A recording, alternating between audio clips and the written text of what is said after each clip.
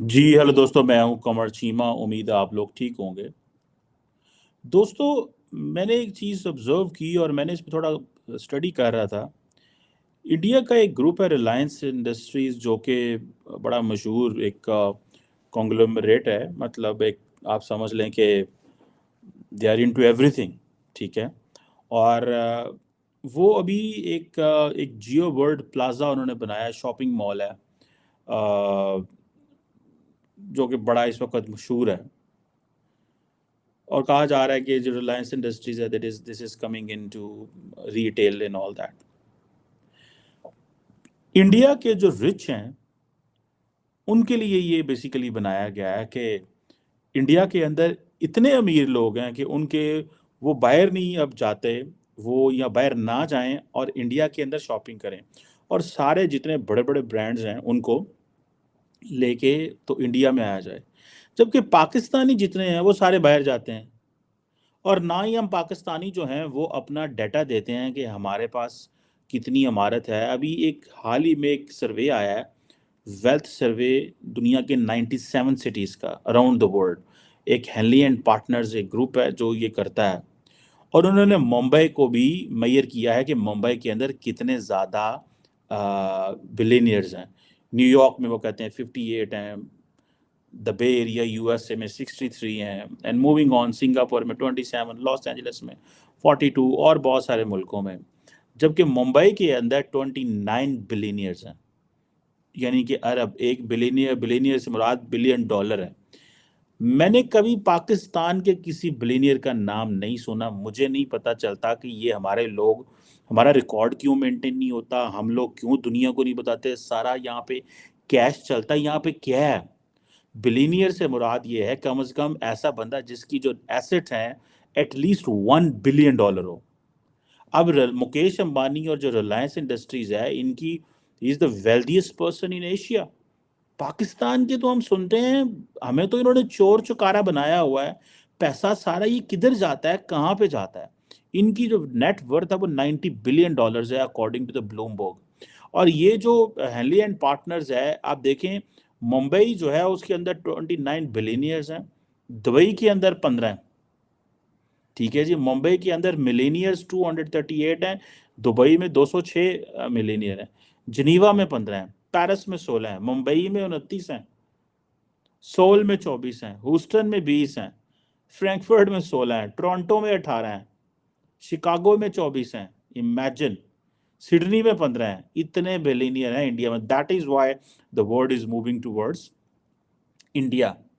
ये सारे लोग एवं इंडिया नहीं जा रहे। You have to understand. So ये तो एक चीज ये हो गई। हमें इस चीज का भी पता है कि इंडिया का जो per capita gross domestic product है, जीडीपी, मतलब पर कैपिटा जो है वो $2000 है। It means on average, because India की पॉपुलेशन ज़्यादा है, तो इंडिया के अंदर जो टोटल जीडीपी को डिस्ट्रीब्यूट करें पॉपुलेशन के ऊपर, तो दैट मेक्स 2000 USD। पाकिस्तान की जीडीपी भी थोड़ी है और हमारी आबादी भी थोड़ी है, हमारा कुछ 1300-1400 बनता है। ठीक है जी। और वर्ल्ड बैंक के मुताबिक जो इंडिया है that falls into the low middle income classification. Middle income नहीं, लोअर मिडिल इनकम में आता है। लेकिन इसके जो अर्बन एरियाज हैं वो हाई इनकम इनक्लेव्स हैं। अच्छा, जो मैं चीज़ बात करना चाहता हूँ कि ये तो ठीक है, रिलायंस जो है that has come into the shopping malls और बहुत सारी चीज़ों में आगे। ये इन्होंने एक जियो वर्ल्ड प्लाजा बनाया है, that is into the retail. ठीक है जी। ये मुकेश अंबानी साहब की जो एक बेटी हैं, ईशा अंबानी आई थिंक उनका नाम है, वो इस सारे बिजनेस को देखते हैं। और वो कहते हैं कि जी ये हमारा जो वेंचर है that is about aesthetics, culture and layer. मतलब हम यहाँ पे इंडियन कल्चर, लेयर और एस्थेटिक्स, इन चीज़ों को देखेंगे। बहुत बड़ा एक है। अब वो कहते हैं जी कि दुनिया के जो बड़े फर्नीचर आइटम्स हैं हम वो यहाँ पे डिस्प्ले करेंगे। ठीक है जी। This is what they are saying. दुनिया के बड़े फर्नीचर आइटम्स हम यहाँ पे डिस्प्ले करेंगे। अच्छा, अब इसी के साथ साथ अगर आप देखें, बहुत सारे जो ब्रांड्स हैं, ठीक है जी, वो ख़वातीन की कपड़ों के, मर्दों के कपड़ों के, गाड़ियाँ, ठीक है जी, वो सारी की सारी वो कहते हैं यहाँ पे आएंगे। आप देखें, पिछले ज़्यादा कुछ ज़्यादा तो नहीं, रिलायंस मेरे ख्याल है 2000 1960 में मेरा ख्याल है बनी थी। अब उसकी जो कहा जाता है कि जो नेट सेल है वो तकरीबन 100 अरब डॉलर से ज़्यादा है, कोई 9 ट्रिलियन रुपीस इंडियन बनते हैं।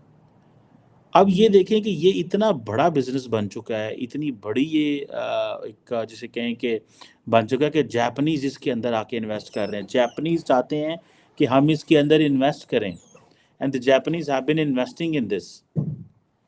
कहाँ पे एक चलते हैं जापान से, टोक्यो से चलेंगे और वो इंडिया के इन जगहों पे आके इन्वेस्ट करते हैं, बिकॉज उनको पता है कि ये सारे के सारे जो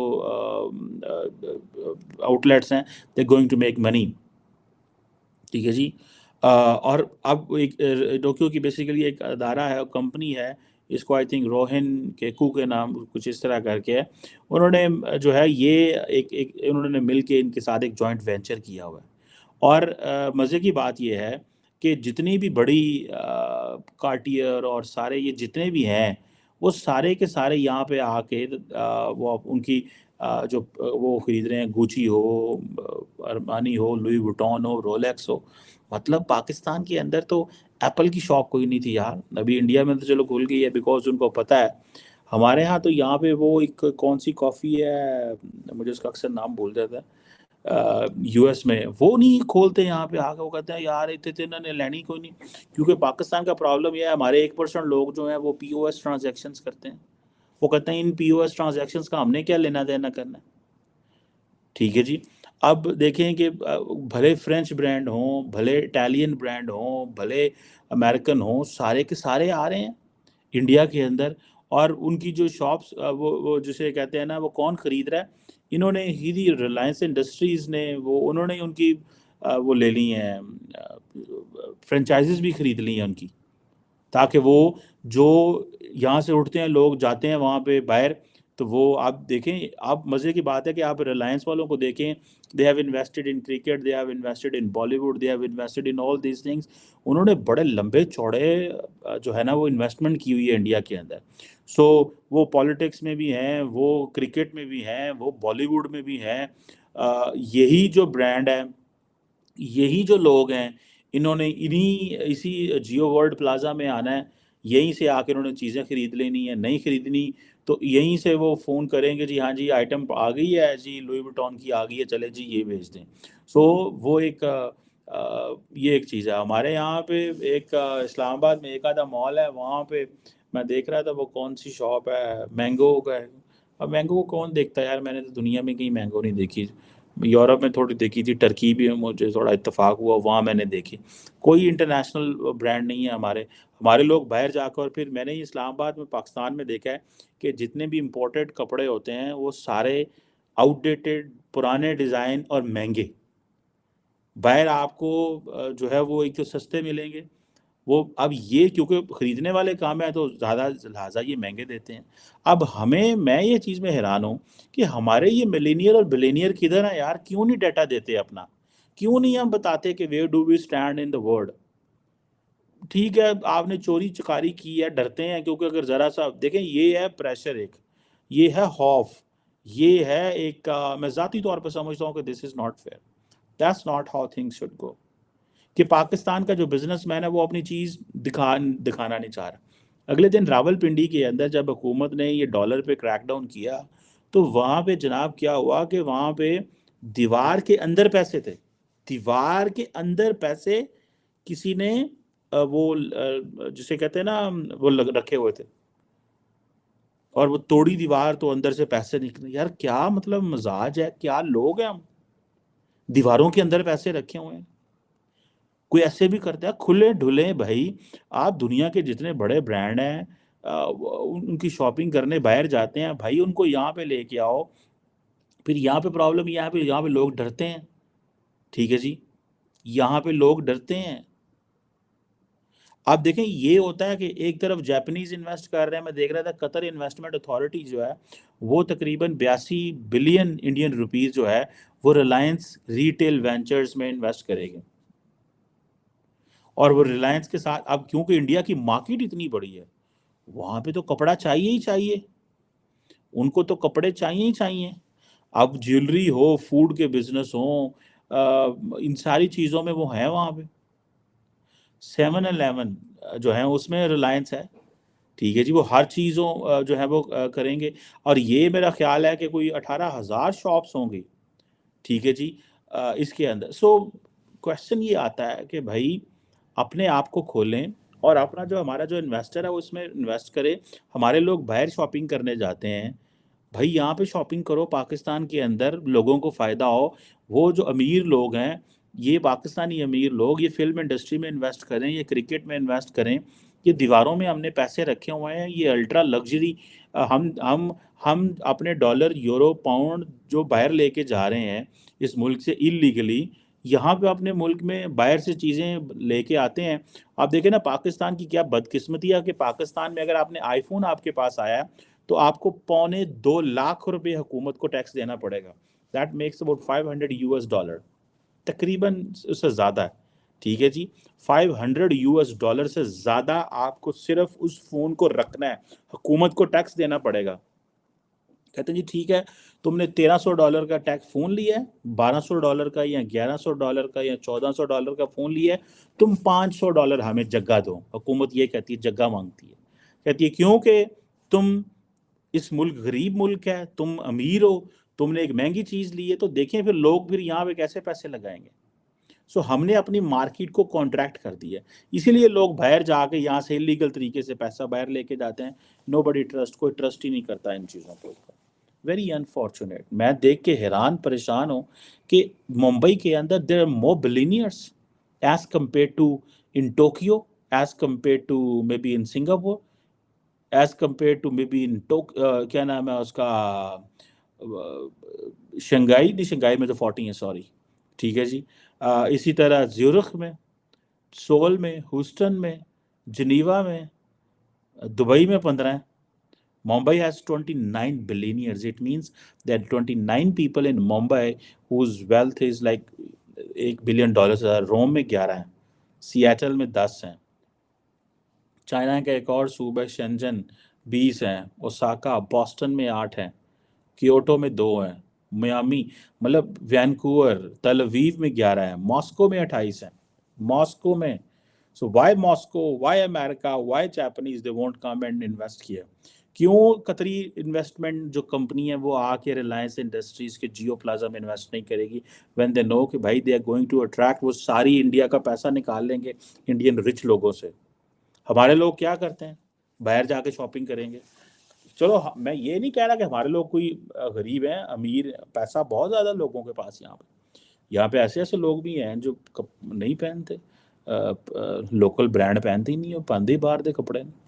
वो कहते नहीं सानू सूट ही नहीं करता, साड़ी बिस्ती, हमारी बिस्ती है ये आप इमेजिन कर लें कि हम लोग किस तरह जो है वो लगे हुए हैं और क्या कर रहे हैं और क्या समझते हैं इन चीज़ों को। ये एक तकलीफ़ होती है जब हम देखते हैं कि हमारे लोग अपने पैसे को बाहर जाके लगाएंगे, महंगा लेके आएंगे चीज़ें, और इंडियंस इंडिया के अंदर इन्वेस्ट कर रहे हैं। They are investing in India, not abroad. जो बाहर जाके वो करते हैं वो करते हैं, बाहर भी अपनी सॉफ्ट पावर, वो फिल्में बनाते हैं, बिजनेस वेंचर्स कर रहे हैं, सारा कुछ कर रहे हैं। अभी ये नरेंद्र मोदी जब गए थे अबू धाबी में, तो मुकेश अंबानी को साथ लेके गए थे, या और बिजनेसमैन ना भी साथ वो ना लेके गए हों, ये खुद गए होंगे। सारी बात है, इतना बड़ा इन्वेस्टर है, कोई पाकिस्तानी बिजनेसमैन भी था वहाँ पे, कोई एक भी नहीं होगा, क्योंकि हमारे लोगों को पता ही नहीं है कि क्लाइमेट फाइनेंस है क्या चीज़ है, इधर इन्वेस्टमेंट क्या करनी है। वो हमारे तो वो लोग कहते हैं कि हम तो हमारी हालत तो ये है कि हमें बाहर से ऑर्डर मिले तो हम प्रोडक्शन करते हैं। हमारी ये हालत नहीं है कि हम प्रोड्यूस करके रखें कि बाहर से ऑर्डर आएगा तो उसी वक्त डिस्पैच कर दिए।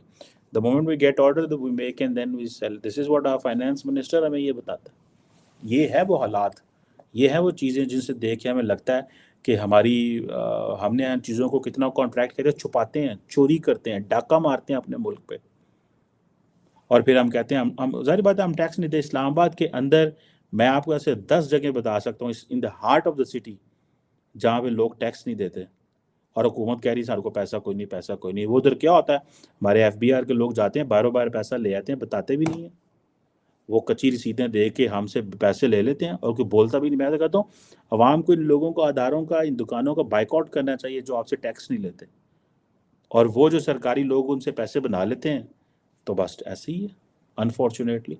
और वो देखें, वो सारे इंटरनेशनल ब्रांड, लुई वुइटन और गुची और चीज़ को इंडिया लेंगे। इंडिया के अंदर इतने रिच लोग हैं, वो वहीं पे सारा वो खरीदेंगे और बेचेंगे। वो भले डॉलर में लें या भले इंडियन करेंसी में लें या किस चीज़ में करें, ये है सारा कुछ unfortunate. Thank you very much.